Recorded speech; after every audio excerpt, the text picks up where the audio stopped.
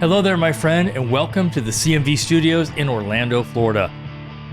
This is the first ever dual episode of our shows. Yes, this show is for both Disney Travel Secrets and Travel Inspired. So this is episode number 446 for DTS and number 163 for the Travel Inspired show. Original air date September 2nd, 2025. Happy Labor Day. And the reason for the dual show is because today's main topic is sharing all the gear that we use for our travel adventures, no matter where we're going, and our packing tip. The luggage, the gadgets, electronics, toiletry bag, and more, including the exact brands that we personally use. And of course, we will share a few of the latest things in Disney news as well. So thank you for listening, whether you're here for the DTS show or Travel Inspired. And a very special thanks to those of you who are watching us on either of our YouTube channels of the same name, of course. We love our YouTube peeps. And that's a good point. We're sharing pictures of our gear as well, and we'll share links to that gear in the show description. Welcome again to this special dual show of Disney Travel Secrets, and also our other show, Travel Inspired. So on our weekly trainings with our team of agents, we always start out with what we call Good News Hotline. And we thought, what a fun way to kick off this week's show. So Good News Hotline is something great that happened the past week. And again, we've been doing this with our agents for well over 7 years. We started our agency back in 2018. Okay, not every single Saturday because, a lot of times we're traveling, but we do these pretty much every single Saturday. It's always, it's interesting for me to see, okay, the different wins that people have within our agency. So our good news is last week we went to a seminar called Live to Lead by John C. Maxwell and his team. It was a really, really awesome event with some inspiring speakers, including the founder and creator of the famous Savannah Bananas, and that is Jesse Cole. Yeah, he was incredible. A fantastic speaker. And one of the things about these types of events, they always give us so many good ideas on how we can plus things up for our clients and our agents and for you listening. So I'm super excited to get those into action, aren't you? I am excited because what was even more fun for us was that event was held at the resort in Orlando, where Carrie and I met over 20 years ago, and we had not been back since, and that is the Marriott World Center. At the time, I was living in Tampa, and Carrie was living in Salt Lake City. So going back to this event, being in this hotel, and sitting at the exact same bar, I asked the bartender, I'm like, has this bar been here forever? She says, yeah, we remodeled it about 10 years ago, but it's always been here. And she's like, yeah. I'm like, yep. Although we have different opinions on where we were sitting, though. I don't think we ever sat at that bar. I do. No, I think that we sat down, we had drinks, but then we went to the sports bar, and that's where we were sitting. Okay, we didn't have iPhones, so we don't have proof of life. We just do not know. But you know what, though? It did remind me that this is a great hotel for a Disney vacation. And, in some cases, you have to stay off site for budget. But again, that's the Orlando World Center. It is a Marriott hotel, but it was super great. Here's what I loved is they had fireworks views, which they gave us. They have their own water park, and they have a little laser show. It was cute. Also, last week in Disney news, we did stop over to Jock Lindsay's Hangar Bar in Disney Springs, which is right now 100% Halloween themed. Again, it's still August. There was a walk-up waiting line because the inside is full of decorations. We've never seen that ever before at Jock Lindsay's. Yeah, it was like more plussed up than Christmas, I think. Oh, no, absolutely. It was crazy. So if you are coming down between now and Halloween, head to Disney Springs, stop in. So we ended up sitting at the outside bar, so there was no wait. But they have some really fun Halloween-themed menu items, and I will say they were super cute. It was, oh gosh, we banned this phrase back in 2021. I'm bringing it back. You can't bring back a banned phrase. No, we had a blast hanging out with our friend Susie, and I will tell you the food that they have, the specialty menu was awesome. Check us out on social media. We have some pictures over there. So we're also very happy for those of you that are excited to meet Hugh Darley in person on our Adventures by Disney trip to Disneyland and Southern California. I was just talking to Hugh, actually not even an hour ago. I'm like, we have more people on the trip. He's like, oh my gosh. So even as a former Imagineer, he's excited for all of you to join us. Yeah, and he's going to be with us for the entire journey, and you're just going to love hearing all of his stories. I mean, he has some good ones, including some with Michael Jackson. It's crazy. Yes. So for those of you still looking to join us over at Creating Magic Vacations, we do now have an easy pay plan. So just go to creatingmagicvacations.com, fill out the join us form, watch the quick video, and then you can jump on a call with me to get your questions answered. But if you're not interested in being a travel advisor, maybe you prefer to have someone else book your trip and take away that stress of planning, please go to the same website, creatingmagicvacations.com, and fill out the plan a vacation form there. Or get with one of our agents, because we really have the best agents in the industry. And I think, I'll say this, I'll compliment ourselves. We out-train every agency out there. And if you think you're an agency, you out-train us, that's okay. We'll compare notes. So we also have a couple shout outs. One of them is actually a story. So a huge thank you to Jordan. She's a monorail operator over at Contemporary Resort, who helped me find my missing Ray-Ban glasses case that also had my prescription glasses in there because I was wearing my Ray-Bans. And I lost those. So more on that later in either a Rob's rant or an Are You Serious? I have not decided yet. I know, it could be a hybrid one. We don't know. Are you Rob's rant? But also we have a special hello to our friend Courtney, who she used to be a part-time bartender at Gators Dockside, where we go all the time. Well, she was also a hostess over at Trader Sam's, and now she's a bartender at the new Wailulu bar at Polynesian Resort. If you see Courtney there, tell her Rob and Carrie sent you. Yeah, so good. So before we get into the actual gear, there are two things that we highly, highly recommend for travel for our clients, our listeners, everything. And that is a passport, and then your choice of either TSA PreCheck or the other choice is global entry. Yeah, a passport is a definite must-have for every traveler, and we highly recommend them to all of our clients, even if they're just going to be going on a cruise, because you never know when you might need it. And even if you're taking one of those closed loop cruises, which means you leave and return to the same port, little things can happen. Like maybe in your city, there's a really good last minute flight deal to an international location. I've seen this a lot lately. Yes, Europe is hot. You want to have your passport so you have options. Well, you may think, I'm taking a cruise. I really don't need that. I'll just use my birth certificate. Here is the problem with that. Yeah. So let's say something happens back home and you have to fly back and you're in an international destination. You cannot fly back to the US from an international airport, I guess, without a passport. So birth certificate, yeah, you can get on the ship with it, but for flying, it has to be a passport. Well, and we've had TSA PreCheck for, I don't know, as soon as it came out, I have no idea how many years. A long time. We would not fly without it. Our next step is to get global entry. That dramatically speeds up how fast you can get through customs when you're traveling from somewhere outside the U.S. back to a U.S. airport. The challenge has been getting the appointments. I know. It never works out for us. The times are so hard. But our TSA Pre is good for a while. Yeah. So now, if you don't plan on flying internationally, TSA PreCheck is your go-to. It is way better than Clear, and we have experienced both. Just double check, though, when you are booking your flights. Make sure that the TSA PreCheck shows up on your actual boarding pass, because I can't tell you how many flights, even though we've put the number in the reservation. We always do. We get the boarding pass and one of us doesn't have it. And so you have to spend the time and get it in there. But always double check before you get to the airport. We've been there and done that. I would say check it as soon as you get your boarding pass, because you do not want to get to the airport and go, oh, then you have to go and add it and you're going to waste a lot of time. So something that Carrie and I have been doing for, I don't know how... You tell me the last few years? I would say it's like probably the last 3 years. And that's when we fly, it's always carry-on only. And yes, even when we're going to Europe for a few weeks, we do it with carry-on only luggage. Yeah, so luckily, most of the destinations we're going to, like river cruises in Europe, do have laundry facilities on board. But it was so funny. We were talking to our friend Susie over at Jock Lindsay's Hangar Bar. No, Jock Lindsay's Halloween Bar. Okay. To be clear. To be clear. And we were talking to her, and she's super lucky. She has a companion pass, so she pretty much can go standby on any flight at any time.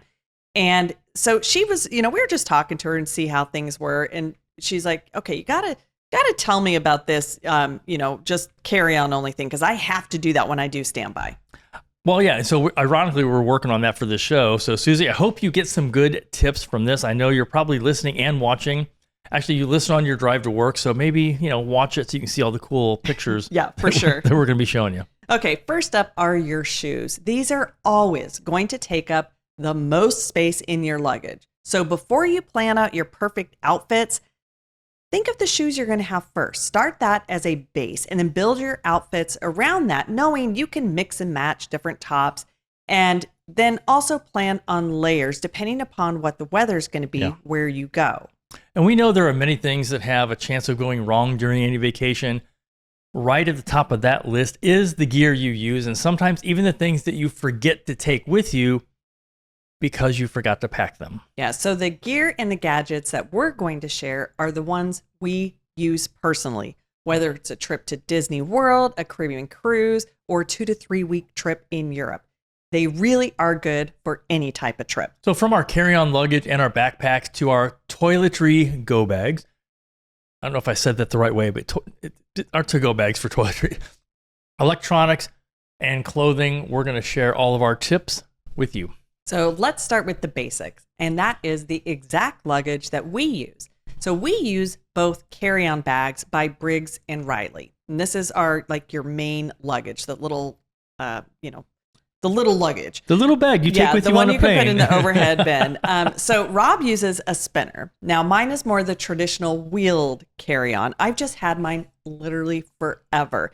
I have to say, though, the spinners are easier to navigate, but sometimes mine comes in a clutch and is better. Yeah, only when there's carpeting. Yeah, I know. That's true. That's pretty much it. So in addition to your carry-on bag like ours, again, Briggs & Riley, and to be clear, we don't have any affiliate links. We just tell you the brands we like. You guys go shop it where you want.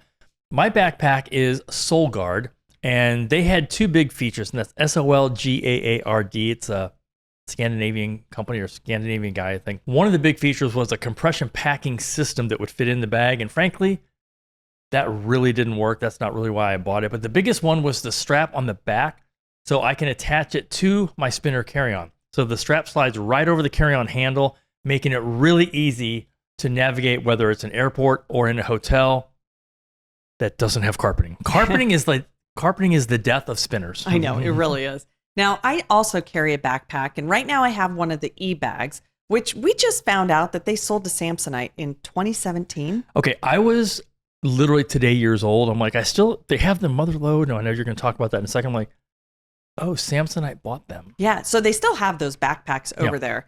But that's how long we've been using these bags. Now, sometimes I will use a smaller backpack depending upon the trip, or maybe even a small duffel can work.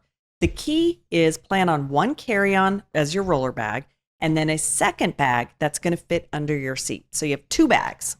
And that bag can be a little bigger if you're flying in business class or first class because you have much more room. Yeah, that is true.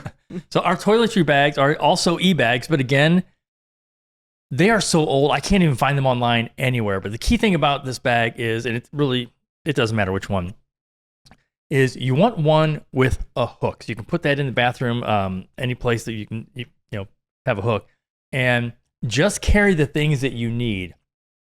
Ours, we bought the same ones. God, this was 8-9 years ago, at least. Yeah. We still use, I will say mine still has the tag on it. No, I took it off eventually. When? I don't know. It's not on there that anymore. Was like yesterday. Anyway, but it's a very flat design, which makes it very easy to fit inside either of our backpacks. Yeah. So a lot of women have these huge makeup bags. They're like, I've got to bring it all. You can save a ton of space by keeping things simple. Less is more. And that leads up to our next tip for these bags. Get travel-sized products. You probably won't need to pack a shampoo or conditioner. Most destinations will have that. But make sure that they're travel-sized. And if you have a favorite skincare line, they probably sell a travel size option. So don't think you need to bring everything, just bring the essentials. I will tell you, you guys are probably going to laugh, but I can't believe I want to tell her what it is. My go-to skincare is actually Meaningful Beauty by Cindy Crawford. It's true. She has really good. And you have travel size. I do have travel size of those things to take with me. So here are the things I keep ready to go in my go bag at all times. And the first couple things, enough Prilosec and Breathe Right strips for each night of the trip, Tums and things like probiotics, but also, if you know me, hair gel and hairspray in travel size, also a must.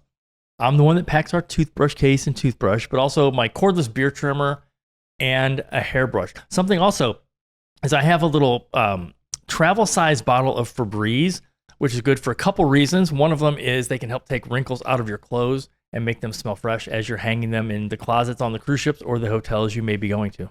So I love how you call it the go bag. That's so fun. Well, it is. But it really is. So our toiletry bags are just duplicates of items that we use daily, but we know we're going to take them when we travel. So that way we're not pulling from our daily use things. We have a go bag. So we keep a travel version of everything. And then when we get back from a trip, if we ran out of something, we maybe need to refill something, we do it right then so that this bag is always ready. So this past week, when we decided last minute, let's just go ahead and we'll stay that one night at the hotel before the conference. Because that was a last minute decision. It was total last minute. It's 20 minutes away. We'll drive early. I'm like, it's going to be really crowded. Yeah, because we had it started at like 7 o'clock. But you know what? Packing was a breeze because we had everything ready in the go bag. Didn't even have to think twice about it. Also, if you travel as a couple like we do, there will be things that you share like toothpaste. So you only really need to pack one of those. So as far as electronics go, we bring one laptop and each of us has our remarkable paper tablet for taking notes. It doesn't connect to the internet or social media, and then we don't have to bring notebooks and stuff. And then we have our bank of chargers. Also, to clarify, Remarkable is a brand. Yes. So just go to remarkable.com. You can check that out. The biggest change, I think, for us over the last 10 years, going back to the days when we were doing our TV show on the CW network, that's All Aboard TV if you guys want to check that out, is all of the equipment that we no longer have to carry. We would have an entire bag dedicated to just our camera gear and all the things we needed. Yeah. And so back when we were doing our show, we even had this giant, I mean, it kind of looked like it, and it is. It's like a hard shell. It's like a golf bag, but like shorter. And that was just for our tripod and our light stands and the lights. It was a lot of equipment. And yeah, we were like packing hoarders. We were not doing carry-on only at that time. No, we were not. So not to mention the cameras, the lenses, all the accessories that we don't even need now. Yeah, and that is because we can do everything with just an iPhone. And yes, of course, we do have a couple extra accessories for our iPhones, but we really love all the gear now that we don't have to pack. It's been so convenient to just say, I got my phone, we got a couple extras, we're good. Yes. I do have something that I also bring with me to assist me when I'm using the iPhone, and that's something called a shift cam. And it's almost like a 35 millimeter camera handle. It attaches to the back of the phone with a magnet, making it very easy to hold. And it also has a button on it that works just like a camera shutter on, my very expensive Nikon camera. Yeah, and since we do a lot of video, another thing that we pack are our cordless microphones. They're wireless lavalier microphones, and the brand that we use is called Synco. And here's what I love about it. It has a receiver, it attaches to our phones, and what I like is we both can be mic'd up. A lot of those, you can only have one person, but we both can be mic'd up. So we're talking 2 channels of audio, which for editing is incredible. And then some other times we'll bring our GoPro. It's small, sometimes it's easy to throw in. The cool thing about that is that we can mount our iPhone on a switch pod, something our friend Pat Flynn, our podcast mentor and Disney client, designed, 6-7 years ago. And we never even bought one from him directly because we have the prototype of the switch pod. We don't always carry that, but what we can do is we can set our camera up there with the lavaliers. It allows us to do recording from, not just the 3, 4, 5 feet people are used to. We can record 15, 20, 30 feet away and still get really, really good sound. Yeah, I love those. Yeah. So when packing your charging cords, evaluate what connections you need. Most of our electronics use the same cord, so we don't have to pack one for each item. Like my Meta glasses use a USB-C, just like our portable chargers. Speaking of which, I mentioned earlier, huge thank you to Jordan, who works over the Contemporary, who helped me with my glasses case. But more importantly, this is how I lost it. Yeah, so we were taking the monorail from Contemporary over to the Polynesian, and we were just, sitting in the seats where, it's like back to back. So someone's going to be right behind you or, on the side of you. And there was this guest there, this lady probably in her 30s, who was talking to what I'm going to guess was probably like a 4-year-old son. No, I'm cracking up already. Maybe 5. Mm-hmm. But she was doing a full live, very loud a very loud play-by-play of every single thing happening on the monorail. And when I say loud, we are talking loud. Well, and she was sitting right behind you, so next. So we were like back to back. Next to my left shoulder. We're going to use the name Johnny. I don't know what the kid's name is. I have no idea. But it was like this. No, Johnny, we're not going to fall out of the sky. Look, Johnny, we're about to make a turn. Hey, there's the Polynesian. What do you think of that, Johnny?